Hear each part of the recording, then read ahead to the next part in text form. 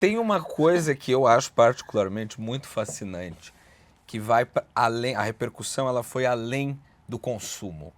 Né? Você teve a Luísa Mel lá indo resgatar bicho, arrancando um aí pincher teve da o da Atena. Atena com helicóptero e uma multidão na rua, quer dizer...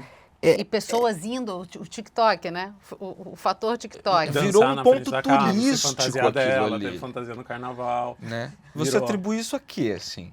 Porque você tem Calhou outros de trabalhos ser- que também são muito... Teve mais coisa que viralizou, mas não nesse nível. E eu não acho Isso. saudável viralizar nesse nível. Acho que Certo. nada bom.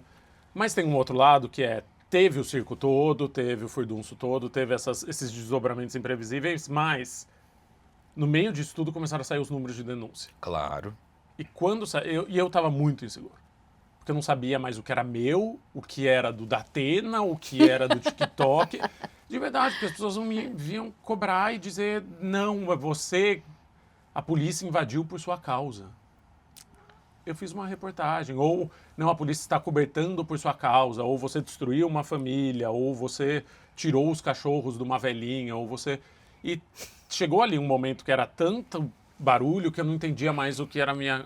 Hoje em dia eu consigo ver com mais clareza, assim, do que eu publiquei, o que eu escrevi e o que não era meu.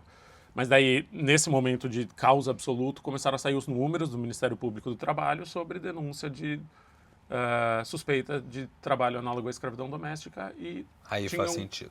triplicado, quadruplicado, quintuplicado, dependendo da região do país.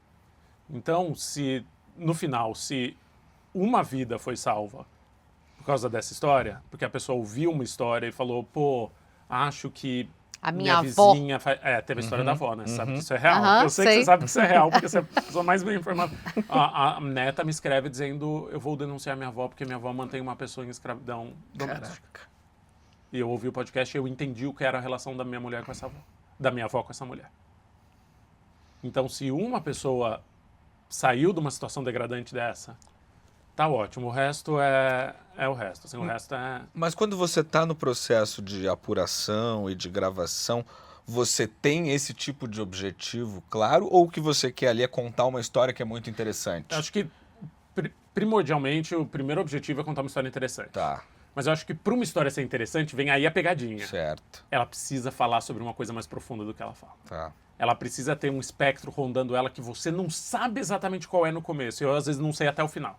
Eu, às vezes, não sei até eu terminar de escrever sobre o que a gente está falando de verdade. Porque a Margarida aí da casa, ela começou só com... Você meio foi numa vibe do fofão, né? Vou ver aqui qual que é. Eu achava que era o próximo Ricardo Ivânia. É isso. Eu achava que ela ia ser o próximo personagem de São Paulo meio taciturno e meio poético. Isso. E uma velhinha abandonada. Foi a minha primeira impressão.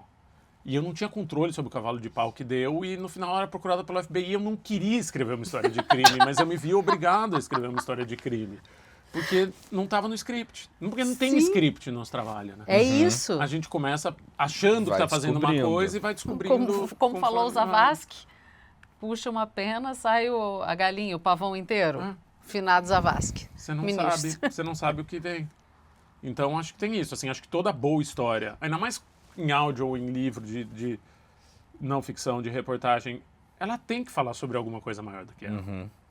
Porque cada história tem um universo, né? Então, esse universo era isso. Para mim, era muito importante ficar claro que a casa abandonada era uma analogia do Brasil inteiro. Então, tem um episódio que a gente sai da história deliberadamente e fala, não vamos falar sobre essa história. Vamos para Minas Gerais visitar essa pessoa que foi libertada.